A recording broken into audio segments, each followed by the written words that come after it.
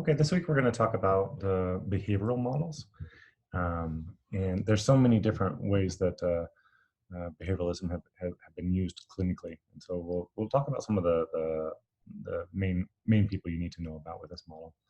So I found this quote that I thought was interesting from John B. Watson, sort of the founder of this whole perspective. He said, "Give me a dozen healthy infants, well-formed, and my own specific world to bring them up in, and I'll guarantee to take any one of them at random and train him to become any type of specialist I might select: doctor, lawyer, artist, merchant, chief, and yes, even beggar man and thief, regardless of his talents, pensions, tendencies, abilities, vocations, or race of his ancestors." So, I mean, this is the extreme version of where they believe, like, so far on the nurture side of the nature nurture argument, that it was the environment that really determined our destinies and our ways of being in the world, our environment or our relationships with others. So, simply put, strict behavioralists believe that all behaviors are the result of experience. So, of course, this is with a new child. This is so on my mind. It's definitely something that's used in the parenting literature. As we go through some of these things, just remember that all of these ideas were novel when they were first introduced, but they were so successful that they've just become integrated within the collective psyche of all of us. Just because it's so successful and so part of so many different things in the world. Okay, we have to start with B.F. Skinner. I won't do too much with him because I think you probably studied him in undergrad psychology, but we'll do a little bit of review. He believed that changes in behaviors are the result of an individual's response to events, to a stimuli that occurs in their environment. He's really considered the founder of operant conditioning, which has been widely applied in clinical settings. For example, in behavioral modification.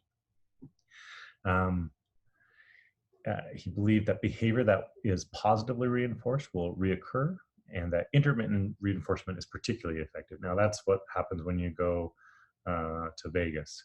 You don't necessarily get rewarded every time, but it happens randomly and frequently enough that the behavior gets reinforced. Those little bells ringing, or the sound of coins falling. Okay, information should be presented in small amounts so that responses can be reinforced. Shaping, so think about if you were training a dog, um, just little by little you reinforce different uh, skills that you want the dog to do until ultimately they can do quite complex routines. I didn't know if it was appropriate, so I didn't try and find it, but there's a great episode on the Big Bang Theory where uh, the scientists in the show start to try and use these concepts to train their girlfriends. Okay, reinforcements will generalize across similar stimuli, stimulus generalization, and can produce secondary conditioning. You know, drawing on those concepts from Skinner, Albert Bandura, he built on those, and well, he had some slightly different views about them as well. He's known for social learning theory. So, test question: who's known for social learning theory? Albert Bandura. So he agrees with the behaviorist learning theories of classical conditioning and operant conditioning. However, he did have two important distinctions. He did believe that people had mediating processes that occur between stimuli and response. And that he also believed that behavior is learned from the environment through a process of observational learning. One of the things he's most known for is his Bobo doll exercises. I'll post a video about those exercises, the experiments. The basic gist is that children were exposed to important adults, sort of being aggressive towards a Bobo clown toy. And then some kids were exposed to that, some kids were not. And then all the kids were exposed to stressor, which I believe was that they are told that, oh, I'm saving this candy for other kids.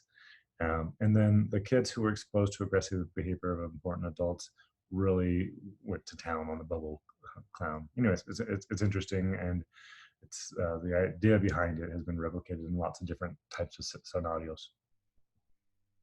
Um, so basically, for this to happen, for social learning to happen, the children have to be paying attention to the model. They have to be at least at a level to have the capacity to remember what the model did, if it's going to lead to them imitating them. And then they often would do reproduction. They would imitate the behavior of those adults. There has to be some sort of motivation. For example, if it's a stranger doing it, it's much less likely that they'll imitate it than if it's a caretaker. Children pay attention to models and encode their behaviors. And then at a later time, they may imitate or copy the behavior that they've observed. Okay, Joseph Wool. He developed systemic desensitization in the 1950s. I mean, this is something that we've all probably heard about because it's so effective. It's probably the main treatment for any type of phobia, flying or spiders or anything like that. There's in one of the links I sent you, I think there's a video about desensitizing someone to a fear of snakes. So whether the fear is elevators or public speaking, the basic principles of systemic desensitization are the same. You define level 10 scary, and then you start with the smallest. So maybe if level 10 is going on a flight, a client might say, well, driving by the airport's a level 1. So you define a level 1 scary, saying hello to a stranger if you have fear of other people. And then you brainstorm and rank all the different sort of activities that they can come up that are sort of triggering for them, and put them in order. And then you assign level 1 scary as a homework.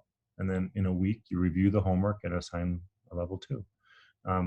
If you took my sex therapy class, there was ways that we talked about using this kind of concept with desensitization towards when people have anxiety about engaging in sexual activity. Start with the least intensive and moving towards the more intensive and so forth. Okay. So Albert Ellis, I first learned about him when I was at a very conservative religious undergrad university, and he had some really famous debates with a psychologist named Alan Bergen. They're quite famous debates if you wanted to look them up. But basically, it was about God, about religion, about spirituality. Really interesting guy. So my first exposure to him was that he was probably the devil.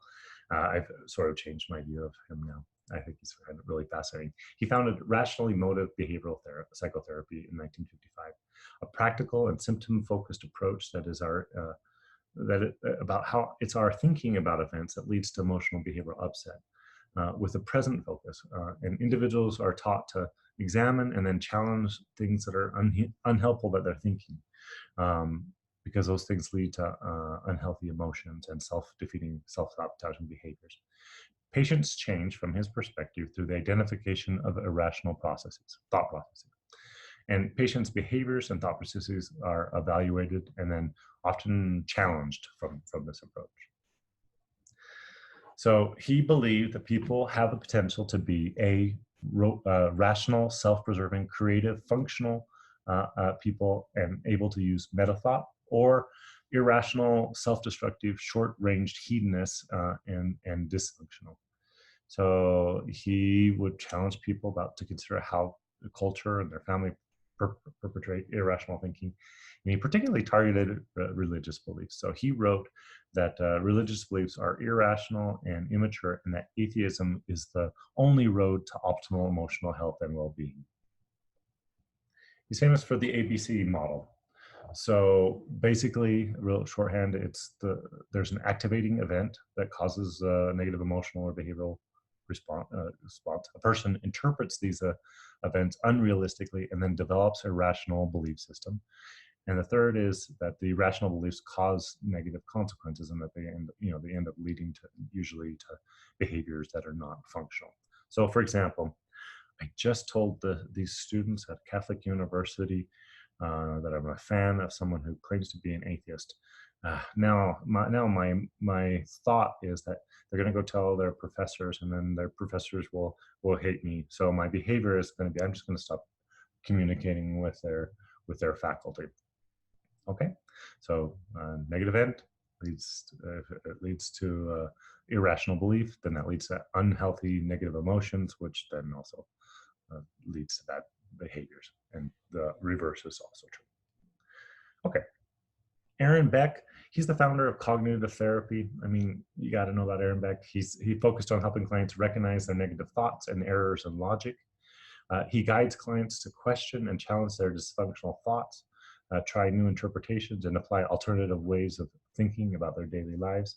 It's used in so many different things. He particularly focused on depression, has excellent outcome research. He talks about the cognitive triad.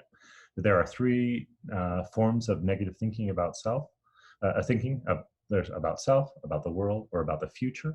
And of course, those interact with one another, and often people develop a negative view about all three. These thoughts tended to be automatic in depressed people. So it's part about like, how do we slow down these things that have been automatic, and so that the other options can be considered. Again, highly effective.